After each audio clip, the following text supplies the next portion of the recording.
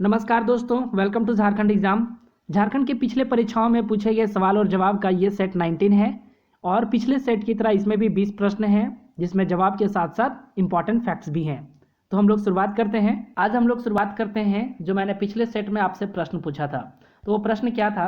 Question ये था कि मदन मोहन मंदिर झारखंड में कहाँ स्थित है। कुछ लोगों ने इसका बिल्कुल सही जवाब दिया है। ऑप्शन ये रांची, जो कि मदन मोहन मंदिर रांची के कांके में स्थित है, बोड़ैया नामक गांव में।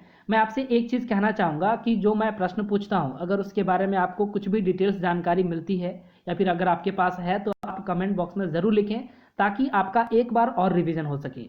आज मैं इसके बारे में कुछ और डिटेल्स बताता हूँ। ये रांची से शहर से 8 किलोमीटर दूर कांके के बोड़ैया नामक गाँव में इस मंदिर को स्थापित किया गया है और इस मंदिर का निर्माण कार्य प्रारंभ जो करवाया गया था वो नागवंशी नरेश रघुनाथ शाह के द्वारा 1665 ईस्वी में करवाया गया था।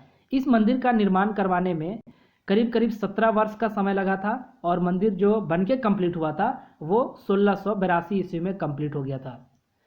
इस मंदिर के शिल्पकार का भी नाम इंपॉर्टेंट है। इस मंदिर के शिल्पकार का नाम है अनिरुद्ध। तो इस एक प्रश्न से इतनी सारी जानकारी हमें मिलती है। फिर हम लोग शुरुआत करते हैं आज के सेशन से नए प्रश्न से। सवाल नंबर 1 कि झारखंड सेवा रत्न पुरस्कार से निम्न में से कौन सा शामिल है। इसका सही जवाब है ऑप्शन डी, बी और सी दोनों। झारखंड सेवा रत्न पुरस्कार में दोनों चीज दिया जाता है, एक गोल्डन फ्लैग दिया जाता है और एक दीक्षण या जिसको बोल सकते हैं प्रमाण पत्र सर्टिफिकेट दिया जाता है। तो इसका ऑप्शन डी सही हो जाएगा। अगला सवाल, वेद व्यास आवास योजना का संबंध डैश से है। वेद व्यास आवास योजना का संबंध मछुआरों से है, इसलिए ऑप्शन आपका ये सही हो जाएगा। ये झारखंड सरकार के द्वारा चलाया गया योजना है जो केवल झारखंड के मछुआरों के लिए ही है। इसके अंतर्गत 1.25 लाख रुपीस दी जाती है। अगला सवाल, समिति किस वर्ष अस्तित्व में आया। तो सबसे पहले आप ये जानिए कि समिति का मतलब क्या होता है।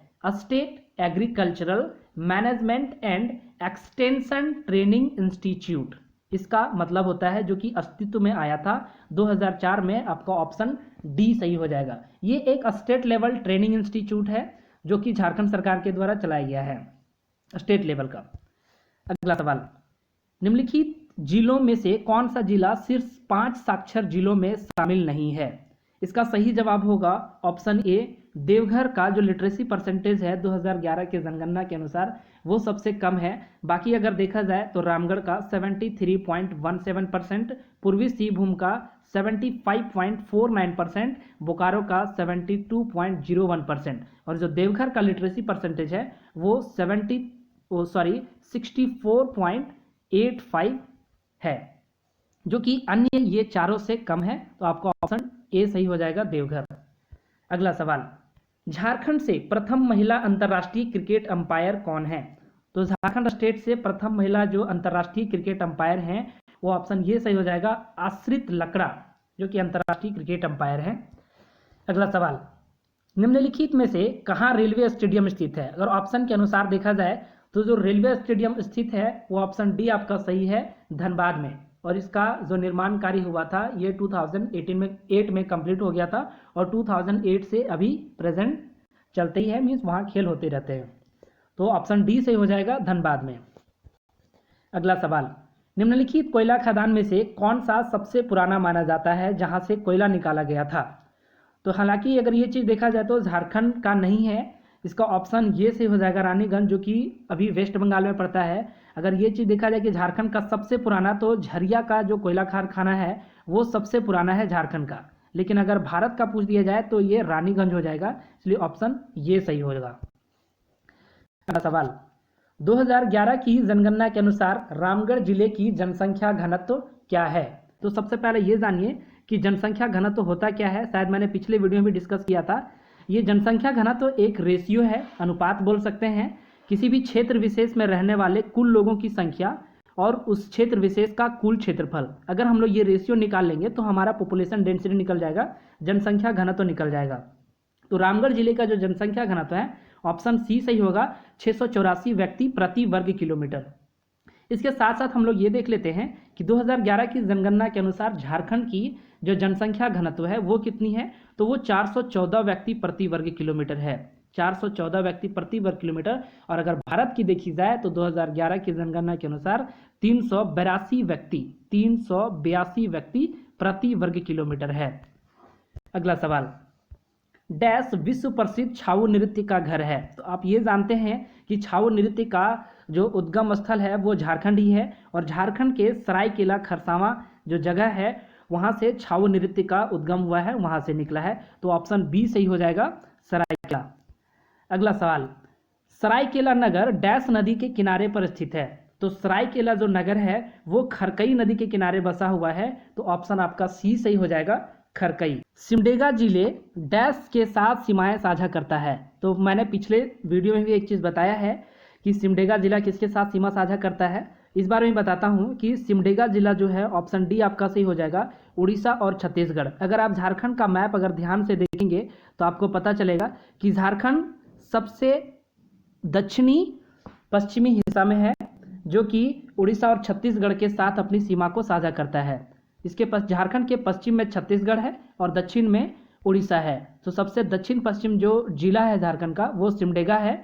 तो ऑप्शन डी सही हो जाएगा, उड़ीसा और छत्तीसगढ़ के साथ अपनी सीमा को साझा करता है सिमडेगा। अगला सवाल, झूमर, चुनमुनिया, बारहमास, झूला गीत ये सभी स्थानीय संगीत के प्रकार हैं जो डैश श्रेणी में आते हैं। तो ये कजली श्रेणी के अंतर्गत आते हैं। कजली एक नृत्य है जिसके अंतर्गत झूमर, चुनमुनिया, बारहमास था झूला गीत आते हैं। ऑप्शन ये सही होगा। अगर इसके बारे में किसी को डिटेल्स जानकारी प्राप्त है तो आप हमें कमेंट बॉक्स में ज़रूर बताएं। अगला सवाल, चढ़ंतरी, रस क्रीड़ा, थड़िया तथा खेमटा ये डैश नृत्य के प्रकार हैं। तो ये जो सभी प्रकार है वो अंगनाई नृत्य के प्रकार हैं, और इसके साथ साथ और भी बहुत हैं जो कि अंगनाई नृत्य के अंतर्गत आते हैं, जैसे पहिल सांझ, अधरतिया, भिनसरिया, भिनिया, लहसुआ, डैंडधरा, ठहरौआ और रसक्रीड़ा तो हमने आपको पहले ही बताया। यह नृत्य अधिकतर औरतों के द्वारा, महिलाओं के द्वारा किया जाता है आंगन में या अखड़ा में, और इसमें ताली का बहुतायत मात्रा में प्रयोग किया जाता है, इसलिए अंगनाई नाच को थपरी राग भी कहा जाता है। तो ये चीज़ याद रखना है। अगला सवाल, निम्न में से किस प्रकार के नृत्य को नचनी खेलड़ी नृत्य भी कहा जाता है। नचनी खेलड़ी नृत्य है जो कि झारखंड में काली नृत्य को कहा जाता है। आपका ऑप्शन डी सही हो जाएगा। इसमें नर्तकी भरपूर श्रृंगार किए रहती है, और इस नृत्य में बालों की केस सज्जा भी निराली होती है। नर्तकी उस पर मुकुट पहने रहती है, और इस नृत्य में श्रृंगार और भक्तिपरक गीतों में देवी देवताओं के सम्मान में ये नृत्य होता है। अगला सवाल, निम्नलिखित में से कौन सा पद प्रधानमंत्री मुद्रा योजना से संबंधित नहीं है। तो ये ऑप्शन आपका सी से हो जाएगा, प्रधानमंत्री मुद्रा योजना से युवा संबंधित नहीं है। अगला सवाल, 2017 में मोमेंटम झारखंड के नाम से आयोजित विश्व वैश्विक शिखर सम्मेलन का शुभंकर क्या था या फिर प्रतीक चिन्ह क्या था। तो ये उड़ता हुआ लाल हाथी था। ऑप्शन डी आपका सही हो जाएगा। और मैंने ये चीज़ बताया है कि ये फरवरी में हुआ था। कब? 2017 के फरवरी में हुआ था। जिसके ब्रांड एम्बेसडर कौन थे? तो MS धोनी, महेंद्र सिंह धोनी। अगला सवाल, झारखंड राज्य के लिए निम्नलिखित स्रोतों में से कौन सा राजस्व के अधिकतम राशि योगदान करता है। तो झारखंड राज्य में जो राजस्व का अधिकतम राशि जो प्रदान करता है वो केंद्रीय करों में राज्य का भाग। आपका ऑप्शन सी सही होगा। अगला सवाल, प्राचीन काल में या प्राचीन दिनों में डैश को वीरू कैसलपुर परगना के नाम से जाना जाता है। झारखंड में एक जगह का नाम बताना है जो वीरू कैसलपुर परगना के नाम से जाना जाता था। तो आपका उत्तर ऑप्शन ये हो जाएगा, सिमडेगा को वीरू कैसलपुर परगना के नाम से जाना जाता था, जो कि राजा कतंग देव का राज्य था। ये याद रखना है। अगला सवाल, सोरिया रोबस्टा नामक वृक्ष का साधारण नाम क्या है। सोरिया रोबस्टा, जो कि मैंने पिछले वीडियोस में आपको बताया है कि सोरिया रोबस्टा एक वृक्ष है जो झारखंड के राजकीय वृक्ष का साइंटिफिक नेम है, सोरिया रोबस्टा। तो ये देख लेते हैं कि झारखंड का जो राजकीय वृक्ष है वो कौन सा है, साल वृक्ष है। वो साल का साइंटिफिक नेम सोरिया रोबस्टा है। तो आपका उत्तर सी हो जाएगा, साल। अगला सवाल, गढ़वा को पलामू से अलग कर एक जिले का दर्जा दिया गया। कब दिया गया? तो आपका ऑप्शन ये से हो जाएगा, 1 अप्रैल 1991 को गढ़वा जिले को अलग करके, पलामू जिले से अलग करके बनाया गया था गढ़वा को 1 अप्रैल 1991 को। इस सेशन का तो अंत होता है, लेकिन इसके साथ मैंने एक प्रश्न भी डाला है जो कि आपको कमेंट बॉक्स में बताना है।